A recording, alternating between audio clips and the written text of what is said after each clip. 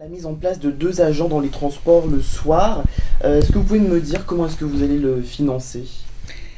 C'est tout simplement, nous allons proposer que dans les budgets alloués de la région au STIF et donc aux opérateurs, il y ait une négociation pour qu'il y ait sur tous les trains le soir, en effet 2 agents, puisque souvent un seul agent, ça ne permet pas de travailler. L'arrêt des bus à la demande, c'est quelque chose qui existe depuis 25 ans au Canada. Pourquoi est-ce que ça n'arrive que maintenant en France? Pourquoi est-ce que vous étiez quand même élu au conseil régional, vous n'avez pas porté aussi ce projet avant?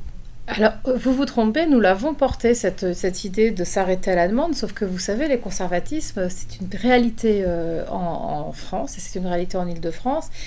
Et je pense aussi que pour les agents qui conduisent ces bus, accepter de se faire ce service supplémentaire veut dire aussi qu'on leur donne aussi d'autres garanties.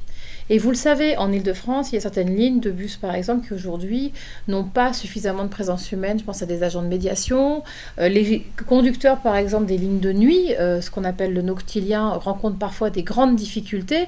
Et donc, ils ont aussi exprimé le fait que pour accepter cela, il fallait aussi qu'eux aient des garanties, parce que accepter de faire un arrêt à la demande, ça veut dire aussi que vous ouvrez une certaine facilité, et c'est vrai que beaucoup craignent l'incivilité récurrente des franciliens dans les transports. C'est un de nos gros problèmes.